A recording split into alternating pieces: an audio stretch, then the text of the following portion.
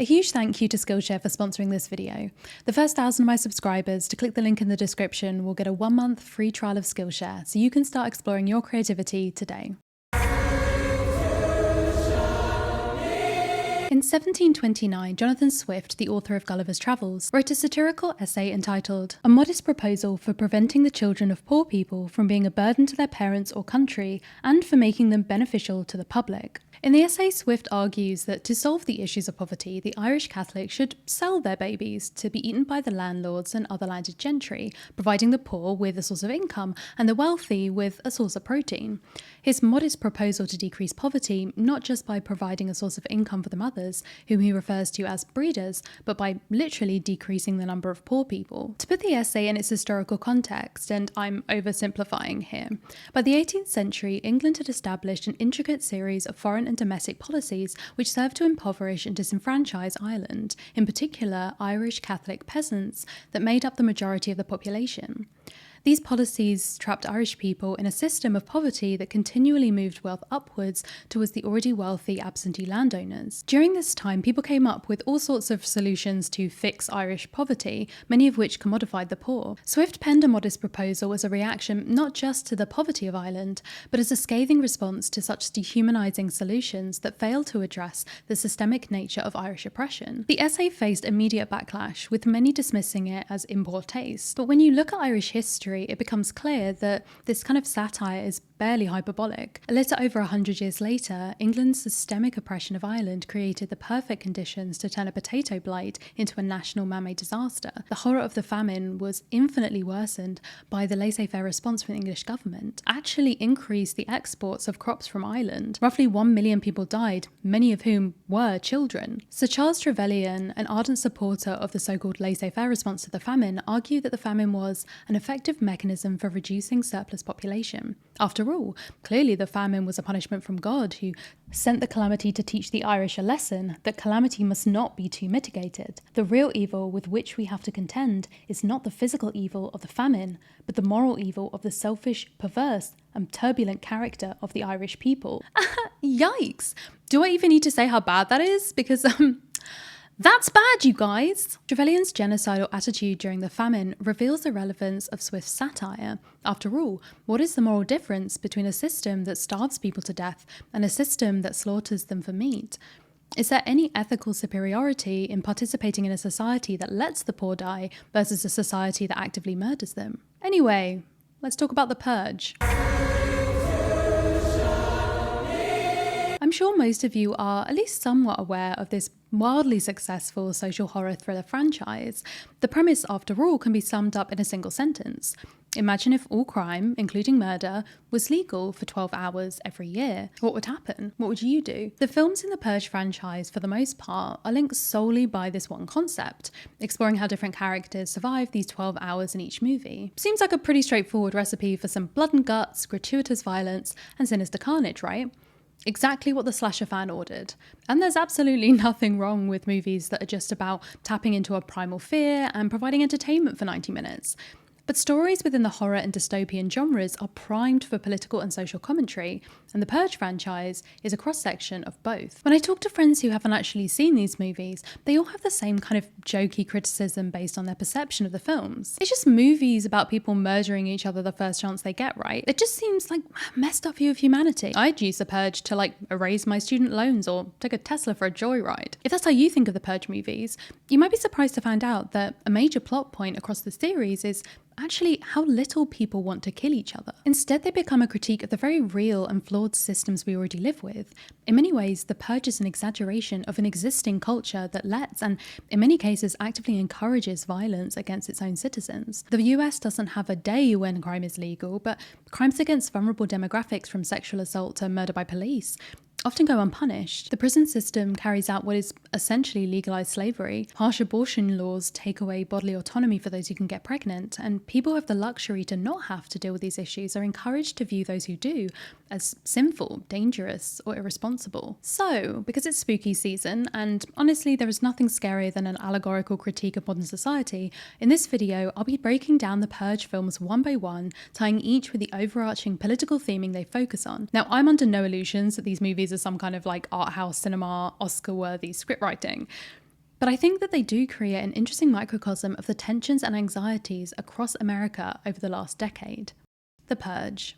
The first Purge movie, inventively named The Purge, was released in 2013 and is the most narrowly focused of the franchise, honing in on one wealthy family. It's been 8 years since the new founding fathers were voted into office in the United States and 5 years since they instigated the first Purge. America has allegedly become virtually crime-free, with legal unemployment rates dropping to 1%. We join the Sandin family, James, Mary, Charlie, and Zoe, in their affluent gated community in LA. Supposedly safe behind their state-of-the-art security system, a system created and manufactured by James's company and also sold to the entire neighborhood. This, for many reasons, is going to be important later. Purge night, for a family who can afford this kind of protection at least, is apparently a matter of just locking down and going about your evening as usual. But it wouldn't be much of a thriller if they all just sat quietly for 12 hours for the sun to come back up, so things do not go according to plan. Firstly, the teenage daughter's worryingly older boyfriend has decided to sneak back into her bedroom to wait out the purge with her. Then younger brother Charlie sees a bloodied man outside the house asking for help and disables the security system to let him in. So we have 2 unexpected people in the house already. It's not long before chaos ensues as James attempts to force the wounded man back outside, the boyfriend comes downstairs with a gun, and masked strangers begin to gather outside, demanding the family give them the bloody man that they were intending to purge. What follows is a home invasion horror, with the masked assailants managing to break into the house and a game of cat and mouse beginning. In the final act of the movie, the family think that they're saved when they spot their neighbours coming to help, killing the gang members. But they have in fact arrived to kill the family themselves. They're angry, you see, and resentful of the Sandin family getting rich from security systems they all feel they've been forced to pay too much for. In the end, James is dead and the rest of the family is saved by the bloody stranger. They wait out the end of the purge, with the surviving neighbours held at gunpoint until the sirens go off. A news report over the end credits described this as the most successful purge yet. You can probably tell that even from that brief summary, the seeds of social commentary in this first movie are absolutely there, but judging by reviews of the franchise, it's either not really given a lot of consideration or was judged too ham-fisted in this film to comment on in any serious way for a lot of critics. And looking back over the series as a whole, that's honestly pretty fair. The first movie is definitely one of the weakest, even though its slick conceit and intense focus arguably paved the way for the rest of the sprawling sequels that followed. So what analysis can this movie provide for us? What socio-political topics are we digging from the guts of this low-budget home invasion? It's time to talk about individualism and privilege. The central characters are the archetypes of the ideal all-American family unit, complete with classic cliché vices too, including alcohol, sex and technology. They are the supposed everyman group that audiences are primed to empathise with, the nice, normal, supposedly innocent family. Even though there are other characters at play, we are clearly meant to see them as the protagonists. They are, for example, the only ones with names in the central conflict of the film compared to the bloody stranger and the polite leader. We are meant to be rooting for them. The questions we're led to ask during the movie, how far would you go to help a stranger, or should you put yourself and your family above all others, are their questions. Crucially, they aren't concerned with other people's suffering until it becomes their problem. This lack of awareness is quite literally the cornerstone of privilege. You don't know the problems and concerns of other marginalised experiences because you don't know there's anything to know. Everything about them is turned inwards, driven by fear to focus on themselves alone. And this idea of standing your ground, protecting your own, is definitely tied to ideas of American heroism.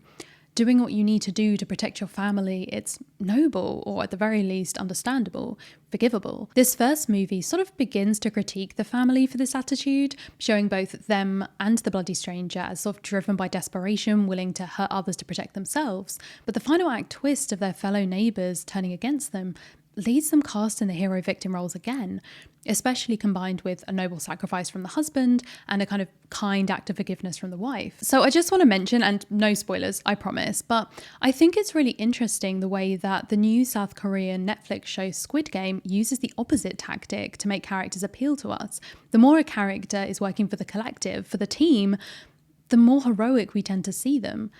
The triumphant scenes, at least to me, were ones of teamwork rather than individual glory. And in fact, there's a particularly heartbreaking episode where individual victory is the worst possible outcome the characters can imagine. But I guess when we think about it, it's probably not that surprising considering it comes from South Korea, a country with a traditionally collectivist cultural mindset. Very easy to contrast with the individualism of the States. For someone outside the US, this obsession with individual liberty is never more apparent than in the issue of American gun control. It's a debate that I've never had to bear witness to in my own country because I was 4 when the Dunblane massacre occurred, so I've never lived in a world where guns were seen as a necessity for individual freedom. We saw the murder of a group of 16 young children and their teacher using a firearm, and pretty much immediately laws were brought in to ban almost all guns here. It's not a particularly revolutionary thing to point out that there have been a lot of Dunblane massacres across the US over the years since then, and at this point, if none of them led to meaningful change, maybe nothing will. This very issue was itself at the heart of the Purge franchise's inception and message. Jason Blum, the producer of the movies, has said, "Congress blocked gun control that Obama put up.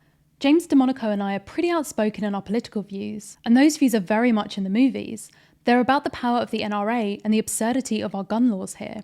It's a cautionary tale about how dangerous and nonsensical those laws are." The Purge is basically the same as any middle-class home invasion movie, tapping into this fear of the moment a gun might be necessary and justified, except instead of cutting the phone lines to stop them calling the police for help, the Purge just means that the police won't come to help you because it's technically legal. And that's already the reality right now for people who don't feel safe calling the police, whether for reasons of race, class, gender, disability, sexuality, or otherwise. Similarly to the way many dystopias create apparently fictional worlds that ultimately just replicate the lived experiences of marginalized or impoverished people, the wealthy have the resources and privilege to hide away from the Purge.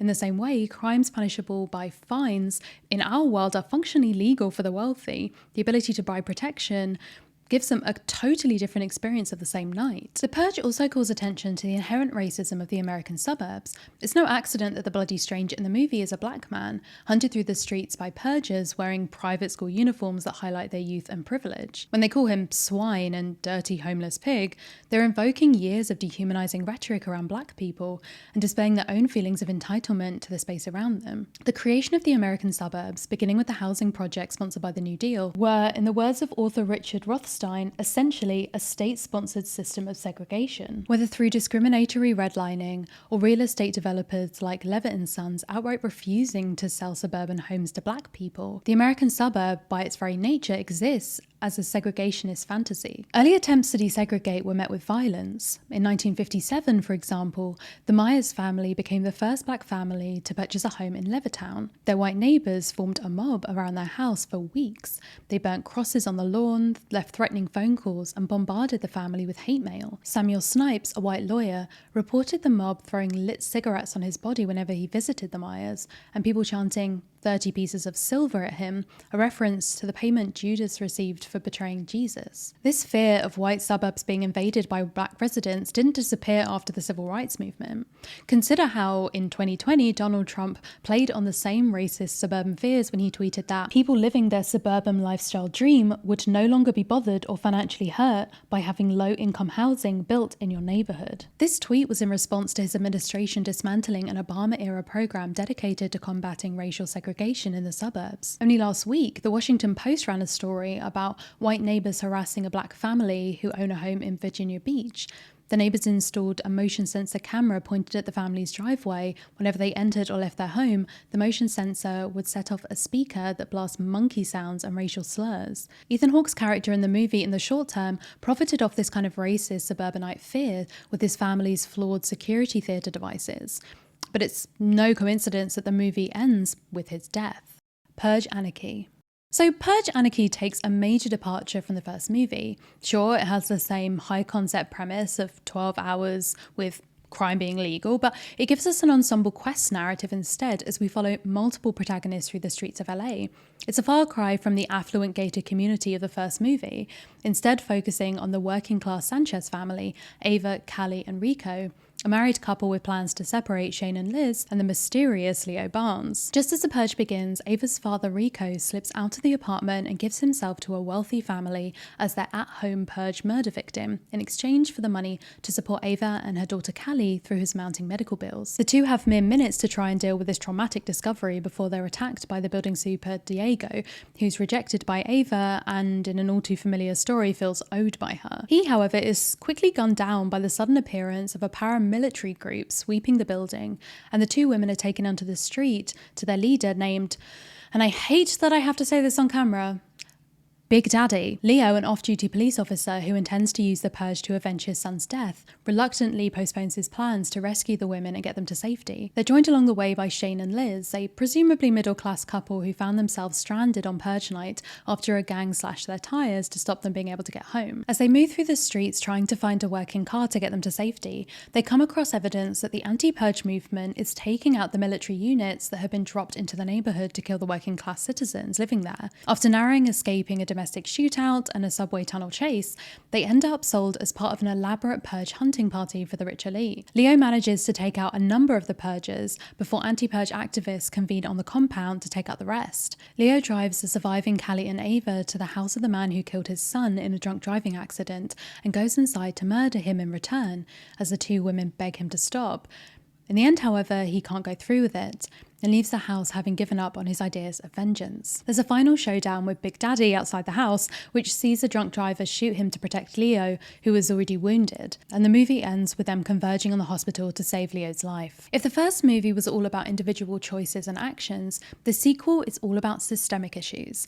Questions of class, gender, race intersect with issues like the cost of healthcare, the dehumanization of the poor, and the nature of justice. In a stronger exploration of the first movie's themes, the character whose motivation is protecting or avenging what is his, Leo, is ultimately revealed to be in the wrong for wanting that. There's this message that violence on an individual or systemic level is an ongoing cycle, and the most courageous and powerful thing you can do is work to stop it. The movie explores the supposed economic justifications for the purge, with public claims that it helps reduce unemployment and poverty. According to the fictional NFFA website created to promote the movies, in this alternate reality America, several unspecified incidents around 2014 led to a public outcry for protection and vengeance against the increasing number of homeless. But the purge is revealed in the movies to be a cover for population control, with those in poverty taken out of it not by economic growth or opportunity, but by death. It shows us the extreme end of the dehumanizing attitude towards working class people, which paints them as ignorant, immoral, or scroungers. During the sequence where the wealthy watch as ordinary people are slaughtered for their entertainment, one woman worriedly exclaims, "They've killed 5 people, they've killed 5 of us." Them versus us, they versus people, because those without wealth and power are not seen as people at all. When Big Daddy talks about balance and cleansing, he's very much invoking ideas of eugenics which have been part of American history, like the non-consensual sterilization of non-white populations.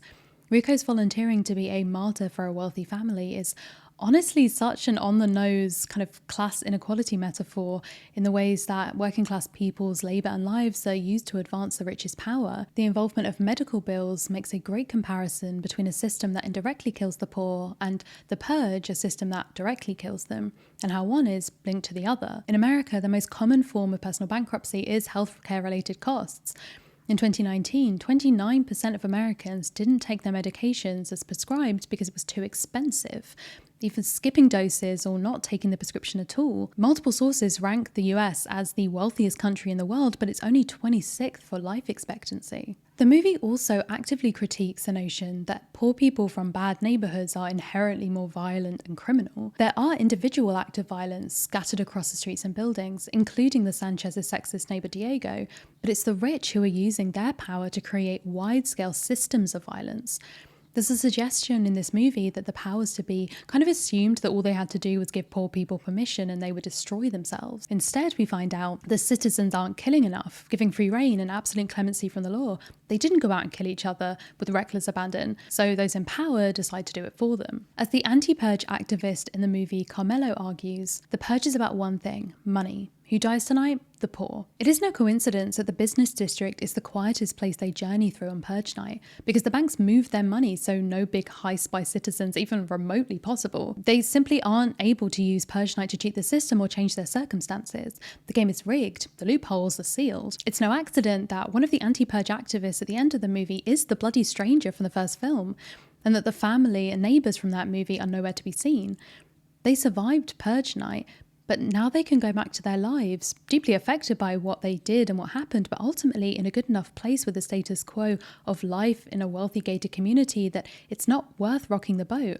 Dante, who gets a name in this movie on the other hand, cannot escape what this night is really about, and the way it's an extension of all other days and nights of the year. And it's not just economic power that Purge Anarchy critiques, but religious power too, and its links to both cultural and governmental influence, specifically Christianity. The wealthy purgers who kill Rico do this kind of creepy prayer whilst holding hands over their future victim, almost as if they're saying grace. This is a motif we see constantly throughout the series before a person purges. The woman on the bridge, I'm doing God's work. He uses an earthquake, a virus. I am that virus tonight. I'm a one-woman fucking plague, and you're all in my path. I am the Holy Trinity, and my MP9 silver-tipped auto magnum, the right arm of the free world and the left hand of God. We have another specific equating of God and guns in the auction scene, in which the host describes one of the firearms on the weapons rack as having such a smooth trigger it's as if God had handcrafted it himself. The hypocrisy of a supposedly peaceful religion being used to justify violence, hatred and oppression on a mass scale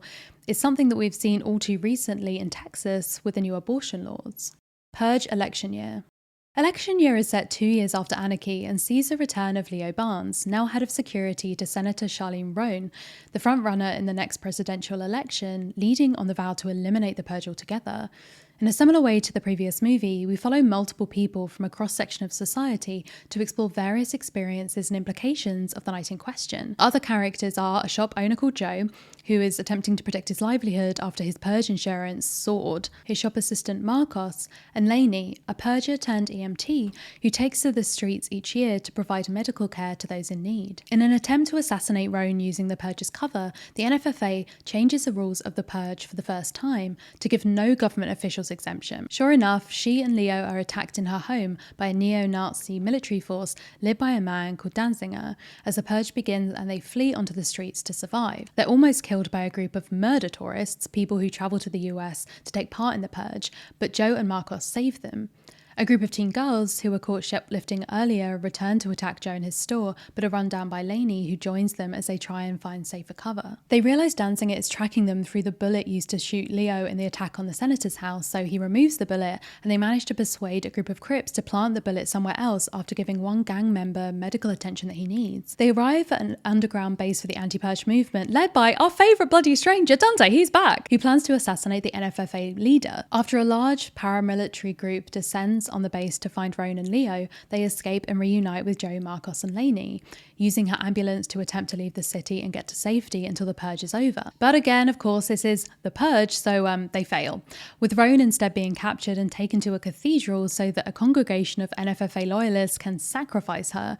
Leo and the gang arrive before she's killed, and a shootout ends with almost all the NFFA members dead, except the NFFA presidential candidate that Roan persuades them to spare to prevent her from creating a martyr, looking like a hypocrite and losing the election. Joe is shot protecting the others from a rogue NFFA loyalist and asks Lainey and Marcos to look after his store before he dies. The film ends with Roan winning the election by a landslide, announcing the purge will be no more, while Lainey and Marcos rebuild Joe's store and news of violent uprisings from NFFA members protesting the election results begin. We've covered individual and collective notions of power for the first two movies, so now let's talk about the political system itself. America prides itself on being a democracy. It's apparently so invested in this political belief that it's willing to go to war for it. So you'd assume that the US would be the most democratic country in the world, or at least close, right? In fact, the Democracy Index suggests that it ranks 25th and is classified as a flawed democracy. It isn't top according to the VDEM Institute, the Corruption Perception Index, or the democracy ranking either. This flawed democracy label in particular comes around the same time as this movie is being made in the wake of Trump. According to The Guardian, Trump has fused his own business interests with the White House, dubbed the media enemies of the people, embraced foreign strongmen, sidelined science, and politicised the Justice Department, falsely cast doubt on the electoral process, and is currently distinguishing himself as the first sitting president since 1800 to frustrate a peaceful transition of power. All things that would have many Americans shaking their heads in pity if said about a foreign power, but are apparently electable if it's their own president. Policies that encourage voter suppression and the embracing of gerrymandering mean the claim to fair, free and democratic elections is muddied. Election year takes such kernels of real election rigging methods and expands them into an explicitly violent form. The purge is still a reasonably recent phenomenon during the events of election year, but we can see how even the most extreme political environments can become normalised when looking at the teen girl characters who attack Joe. They wear corsets and kiss-me masks with rhinestone assault rifles, and you realise while watching there's an aspirational element to the purge for them. They've never known life without it. It's praised on TV and at the pulpit. It's meant to cleanse you, save you, release something within you. This twisted form of nationalism is signposted loud and clear as they roll up in their decked out car, blasting Miley Cyrus's Party in the USA. Because yes, canonically Miley Cyrus does exist in the Purge universe, and I personally choose to believe, until told otherwise by James DeMonaco himself, that in this universe, Hannah Montana had a Purge episode. The movie also fittingly closes with the David Bowie song I'm Afraid of Americans playing over the closing credits. The casual conversations about the purge at the start of election year reflect the disenfranchisement and hopelessness people feel within both that fictional and our very real systems. Many people are exhausted and disillusioned by the whole political process, with characters asserting nothing will change and hope can be a bad thing. Although the movie ends with hope as the anti-purge party is elected, we know from the final movie in the franchise that that doesn't last, and the NFFA are back in power only a few years later. I can't talk about politics in America without also talking about religion again. An election year continues the motif that I talked about earlier in this video. There's famously meant to be a separation of church and state in the US, but we also know that that's not entirely true. And the word of the purge takes that and makes that connection even more explicit. The message commencing the purge ends with, "Blessed be our new founding fathers and America, a nation reborn, amen." They try to sacrifice Roan in a damn church in the climax of this movie. There are purge masses, which prompts Roan during a presidential debate to comment, "Is murder our new religion?" The group of women, including Lainey, that work as emergency services since the actual ambulances are out of commission for the night, seem to be some of the only people doing the thing that supposedly compassionate Christians would do. This kind of warping of religion, power and superiority is a terrifying look at how belief systems can lead people to justifiably awful things. Before we move on to the fourth movie, confusingly called The First Purge, I couldn't not mention the truly wild New York Post review of election year because, holy shit, I'm sure that there's some clever way I could weave this into my argument, but honestly, I'm just going to leave it here, offered like a plate of grapes in ancient Rome for your minds to chew over. Here's just one choice quote. "The audience for horror movies, young people, blacks and Latinos, is made up of Democrats. And the purge election year assumes they'll delight in a horror movie that contains several rants about the depravities of insurance companies, pauses in mid-bloodletting to reflect on the electoral importance of Florida, and features as presidential candidate a liberal woman senator." I mean, they got me. I did actually enjoy that comment about the electoral vote in Florida. I actually wrote it down in my notes because I thought I did quite a good job of fusing exposition with character revelation, but I guess I'm just one of those young people, blacks and Latinos they warned you about. The First Purge. The First Purge shakes up the franchise again by adding a prequel to the mix and giving us our first glimpse at how the Purge came to be. So the first three movies were all directed by the creator of the series, James DeMonaco, but this fourth installment changed things up by bringing in a black director, Gerard McMurray, to tell the story of an almost all-black cast of characters. According to the critic Richard Newbury, The First Purge is aligned with the black and brown perspective through and through.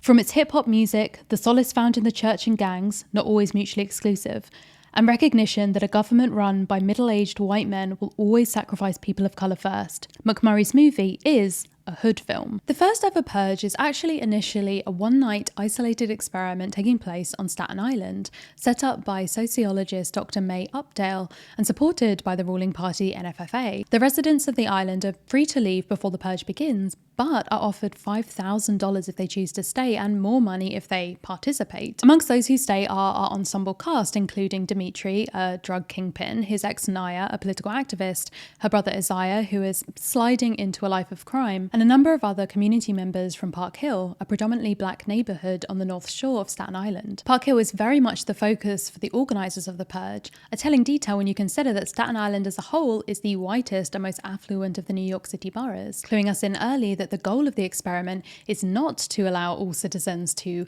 experience the supposed psychological freedom of the purge, but to focus the population control on the poor and diverse neighbourhoods. As the experiment gets underway, those who are looking to take part are given contact lenses with cameras so that their purge can be monitored. We see one man, a sadist named Skeletor, eager to participate, but for the most part, people feel like they have to stay because they need the money, not because they actually want to purge. As the night begins, nothing violent is happening, with residents either locked in their homes or throwing loud block parties. Naya joins her friends Dolores, Luisa, and Selena in a church, acting as a community safe zone to wait out the purge. Although she assumes that Isaiah's left the island as he promised, he's actually chosen to remain to seek vengeance against Skeletor, who injured him earlier, clearly wanting to prove something to himself and the tough guys he's trying to be respected by, including Dimitri. Isaiah manages to confront Skeletor but can't go through with shooting him and runs off instead, calling Naya for help.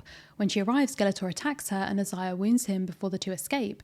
When they reach the church again, however, they find that it's been overrun by a white supremacist gang, with only a few people, including Selena, Luisa, and Dolores, surviving, so they flee back to Naya's apartment. Meanwhile, Dimitri has also stayed behind to make sure that his money and product are protected, but is soon betrayed by one of his own gang, Capital A, who pays two girls to seduce and kill him. He manages to overpower them and rejoins the loyal members of his gang, who kill Capital A and his men, letting the girls go as long as they promise never to return to the island. When Dimitri and his remaining allies return to the streets, they're attacked by what they soon realise are mercenaries sent by the NFFA to rig the experiment and ensure its success. When they go to Naya's apartment block to try and save the residents that the mercenaries are coming for, the rest of Dimitri's gang are gunned down by a military drone, leaving him to go in alone, taking out mercenaries one at a time as he makes his way to Naya's apartment. We also see the control room for the experiment, where it becomes clear that the NFFA are in control of various plans to kill citizens they deem as unworthy, through the mercenaries and drones, and also dumping weapons into poorer neighbourhoods in the hopes of inciting violence. Dr. Updale, previously unaware of this plan, is assassinated when she threatens to expose the NFFA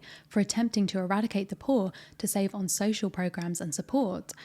We do get shown examples of citizens enacting violence. This is a horror thriller after all, but the movie makes clear that these are the exceptions to the rule. Like Anarchy before it, this movie goes out of its way to stress how everyday people who use the purge for violence and murder are very much the outlier. The finale of the movie brings together the mercenaries, Skeletor, and the group trapped in Naya's apartment in a desperate shootout as the purge comes to a close. Naya and Dimitri manage to work together to set off an explosive device that kills the remaining mercenaries just as the siren signaled the end of the purge. Outside, those that are left of the community look to Dimitri as a hero for his actions, and listen as he tells them they have to find a way now to fight back. So with this fourth movie, I want to talk about attitudes towards government and protest. The first Purge was the first Purge movie of the Trump era, and suddenly all this exaggeration of previous films was hitting a bit too close to home. As critic Keith Phipps wrote in his review of the movie, "Coyness has come to seem passé. Messages can only resonate when sounded at the loudest possible volume. And the possibility of a norm-shattering totalitarian takeover is less of a matter of chin-stroking speculation than it once was." Ideas of politics, government, and protest had never been more timely, and producer Jason Blum has explicitly talked about the effect Trump had on the franchise. "As an American, I feel completely trapped. Certainly the messages have come more to the surface. Every time there's a shooting in the United States, there's a loud voice that says the way to avoid a shooting is to pile more guns into the world. The president thinks teachers should carry guns in schools, which is just preposterous.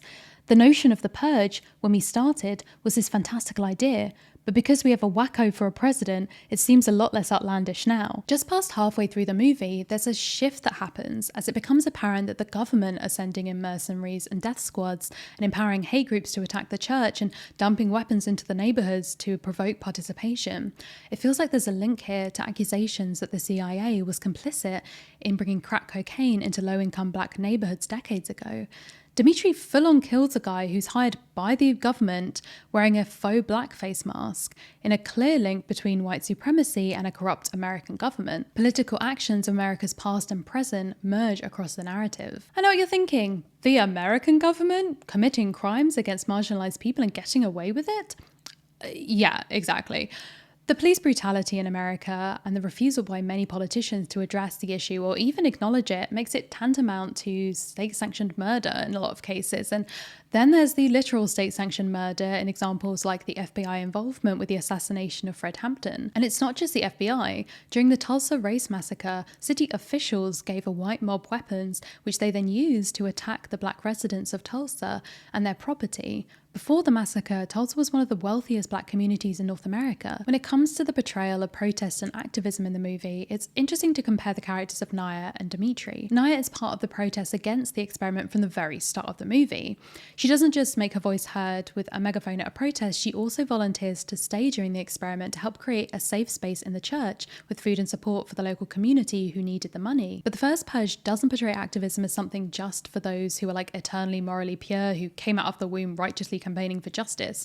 Dimitri is shown in the first half of the movie to be ruthless. We see him threaten his own people to keep them in line and be willing to kill those who betray him. As Naya says to him, the purge is one day, but you destroy this community 365 days a year. He's already feeling a disconnect between the fact he's protecting some people and hurting others with his business. In the second half of the movie, however, Dimitri goes through this violent political awakening, realizing just what it will take to protect not just himself, but the community around him, including those he cares about. The movie ends with a kind of call to action to us, the viewer. Dimitri declares, "Now we fight." And we know it won't work because, well, I mean, this is a prequel after all, and we know what comes after. But in the context of this movie's release, it instead becomes a rallying cry for the audience. Keith Phipps, the critic, suggesting, "The first purge ends with the none too subtle suggestion that the only way to prevent a racist, classist, authoritarian dystopia from coming to pass is by taking to the streets, ideally with weapons in hand." But even if the idea of physically protesting isn't taken up by the audience, the movie is already given a veritable feast of food for thought by linking problems in the world of the purge with their own concerns. One purge participant, for example, gives into the experiment with the line, "Let's do this, I need the money." And who hasn't experienced that very moment of economic incentive weighing against your judgment? When the experimenters complain, "This socio-economic group isn't acting as I predicted," we see reflected back the cultural ideas of a lack of wealth running in parallel to a lack of morals. The Forever Purge. We get a new director again for this final installment of the series, Mexican-American director Everardo Gut, who also helped develop the story and brought in Mexican cast. Once again, this new movie adds a twist to the classic setup, looking at what would happen if people decided to ignore the time limit of the purge and keep the lawlessness of the night going. The movie picks up 2 years after President Roan's initial election success as the NFFA regain control of the country and reinstate the annual purge. We follow Adela and Juan, who fled a drug cartel in Mexico for the US the year previously and have found work at a Texas ranch and a local shop. The ranch is owned and run by a rich white family, with a casually racist son Dylan who mistreats Juan for being Mexican. Adela and Juan spend the purge in a fortified camp with fellow migrants, the only disturbance being the passing by of trucks driven by the Purge Purification Force, who blast on loudspeakers that they aim to disinfect those that they consider non-American. And then, the purge is over. When they both go back to work the next day, however, they realise that people are still purging. Adela is captured and manages to escape with the help of her boss, but they're apprehended by the police who think they're the ones committing a crime. Meanwhile, Juan and his friend Titi confront the white workers at the ranch who have tied and gagged the owner, Mr. Tucker, and his family and are holding them at gunpoint. They intend to take the ranch for themselves and continue with the forever purge. Mr. Tucker angrily accuses them of just being puppets to the wealthy NFFA's whims and is killed. Juan and Titi manage to save the others, and Dylan's sister Harper and his pregnant wife Cassie offer Juan and Titi a ride in their truck to find Adela. After being reunited, the group flee Austin together in the truck, and hear on the news that all across the country groups of people have continued to purge after the official end time, overwhelming police and military forces. Canada and Mexico have offered a 6-hour window for Americans to cross their borders as refugees before they shut them again indefinitely. They arrive at the border to find all-out war in El Paso between the ever-after purgers and the NFFA forces enacting martial law, and are split up again. Adela and Cassie follow a rose insignia around the streets that Adela knows will lead them to a safe way to cross the border. Juan, Titi, Dylan and Harper are set upon by purgers who tell Dylan and Harper that they'll let them go if they kill Juan and Titi. When they refuse, Titi is killed by purgers and the others barely escape. Those who have survived convene at a migrant safe house established by an indigenous American man, Chiago, who offers a way for people to cross the border even though it's now officially shut again. The movie culminates in a shootout and lasso-related fight before they all finally make it across the border into Mexico and to safety. The film ends with the news that although the ever-after purges have gained power in much of the country, other Americans have rallied to fight them, leading to the question, what will America look like after the battle is done? Okay, so with this final movie, I think it's pretty obvious we're going to be talking about immigration and racism. While 3 of the previous Purge movies had Latin American characters, this is the first film that explicitly explores anti-Latin racism through the lens of immigration, and more specifically, the violence against perceived immigrants.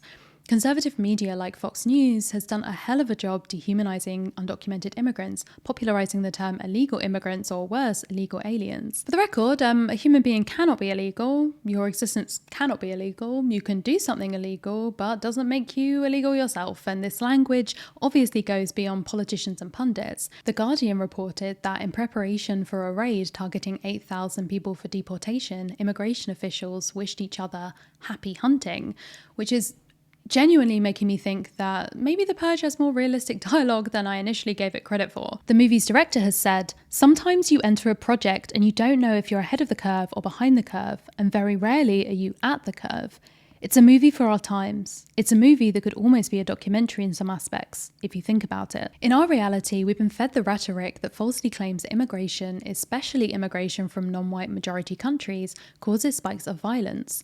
This is explicitly referenced by the ever after purges. We are the real patriots of America. It's our job to keep this land free and clean. We will no longer tolerate foreigners raping and pillaging the United States of America. We will find you and disinfect you. The purification of America has begun." This real-life dual dehumanization of immigrants, combined with the "they're sending rapists"-style demonization, empowers the government to treat those who cross the border with abuses like, I don't know, keeping children in cages, forced hysterectomies, denying detained immigrants water or the ability to flush their toilet, separating children from their parents, or making children as young as toddlers go to court without a lawyer and then deporting them when they can't defend themselves. The American government knows that people are going to cross the Mexican border, and people are actively trying to make that journey as deadly as possible so that migrants die before they reach American jurisdiction through a policy called prevention through deterrence. Statistically, since its inception, 450 migrants a year have died trying to cross through the desert into the US, more than 1 death every single day. Radiolab did a 3-part series on it, and I really recommend you listen to all of it, especially if you're from the States. We know the border cuts across a whole bunch of very difficult environments. If we disrupt traditional crossing places, urban ports of entry, and we push people towards these extreme environments, they will have to cross rushing rivers, mountainous terrain, places where you can freeze to death, where you can die of dehydration, but the extreme environment will slow people's movement, will make them easier to catch, and we will also perhaps stop them from coming. Essentially, border control forces undocumented immigrants to cross the deadliest parts of the border, knowing that this is going to cause more people to die. The movie works to subvert America's immigrant narratives. There's a real twisted irony in the audio over the opening credits, giving us news of immigrants seeking the American dream and Mexicans fleeing the cartels, and then going straight into news about the purge. By the end of the movie, it's the Americans that need to seek a new life across the border. The Forever Purge gives people of color traits of generosity, resourcefulness, and courage. It's the pregnant white woman who dreams of having and raising a baby somewhere better and safer than America. They save the Tuckers from white-on-white crime and deliver them as refugees to their homeland. It's the immigrant community who create a safe base to protect against the Purge night dangers, and a place for fellow immigrants to go in case of danger outside of the Purge itself. They knew the possibility that they would need to escape and could see the potential violence of the country lasting more than 12 hours for them, because the Purge has absolutely not stopped the racism and xenophobia that they face year-round. When Dylan insists to native leader Thiago, "It's not your fight," he simply replies, "We've been fighting this fight for 500 years. Meanwhile, there's a literal American Nazi shouting in the back of a police van, listening to guns outside and knowing them by the sound that they make when they're shot. Homegrown music from the heartland, that's American music. I don't think it's an accident that the movie focuses on cowboys, the supposedly quintessential white American archetype, but it's the Mexican man Juan who actually seems talented enough to do the work of calming the horses. It's even more ironic when you know the history of the job in America is intrinsically linked to black workers who made up about a quarter of cowboys, and indigenous workers who were the original cowboys on the land, combining their own techniques with the Spanish traditions. Ignorant ideas around the experience of immigration is only the start in the Forever Purge. We see the entire spectrum of racism and xenophobia from the casual to the extreme in this movie. For all that the Tucker patriarch seems supportive of Juan in some ways, he also dismisses concerns about his son Dylan's prejudices. The Tuckers also have a Confederate flag casually in their basement and clearly see the Mexican nanny and ranch hands ultimately as the help. On a national level, a Trumpian border wall has been completed in this alternative America, no doubt sparked by the same fear-mongering rhetoric as our own world. The purgers who captured Juan, TT, Dylan and Harper referred to Juan and TT as a couple of bad hombres, a clear reference to Trump's 2016 speech, which if you didn't know was something someone in power had actually said and had been praised for by much of the populace, you would probably think it's another attack of the bad purge dialogue. Although the other workers who continue to purge on the Tuckers farm make claims to want to overthrow the wealthy, they're ultimately adhering to the ideals of the purge that was itself created by the wealthy elite. And it becomes clear in their claims that only full-blooded Americans are welcome here, that the whole endeavour is a smokescreen cover for white supremacy. This isn't some kind of class war, that's just an excuse, because none of the working class people of colour were even aware it was coming. Oh God, Rowan, make it stop. So I know I just hit you with a lot of, oh my God, everything is terrible vibes. And yes, the Purge movies are social horror films at their core. They're going to at least somewhat focus on the scary things in the world right now. But ultimately, underneath the surface scares, the franchise actually kind of reinforces a resolute optimism about the fundamental nature of humanity. Most people aren't interested in hurting anyone. For every murderous outlier terrorizing the central characters, there are thousands of people having an uneventful purge night. And there are also people willing to put themselves at risk to help, community leaders, activists, off-duty EMTs, bystanders. What the movies don't sugarcoat is the ways those in power can manipulate systems for their own gain and encourage divisions that drive forward the worst impulses. For a film franchise that ostensibly doesn't seem to have a lot of substance, there's much more depth to it underneath, whether that's your key takeaway from these films or not. In an interview about the Forever Purge, James DeMonaco, who's previously been reasonably non-committal about the Purge's relation with reality, has said, "This scares the shit out of me, and I wish this wasn't true, where people ask me, can the Purge really happen? And like I said, this was conceived as a dark horror film, nothing more than that. Yes, it had some socio-political underpinnings. The way it became so prescient over the last 6 years, I'd say we never saw that coming. Sebastian says I'm like Nostradamus. He goes, you predicted the future.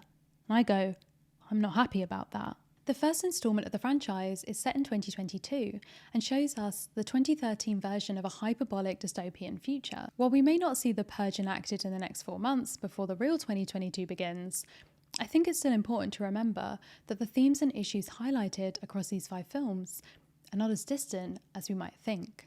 Thank you so much for watching. If you'd like to support videos like this, there are a few ways you can do it. Firstly, there's my Patreon, which is in the description. You can also check out the returning sponsor of this video, Skillshare. In what is now a tradition in these videos, I'm going to be telling you what Skillshare class I think the characters I mentioned in this video would take if they had a membership or, a free 1-month trial link in the description. This month, I took Neha Modi's daily meditative art practice, pen, paper, and patterns, because I just moved flats and honestly needed something relaxing.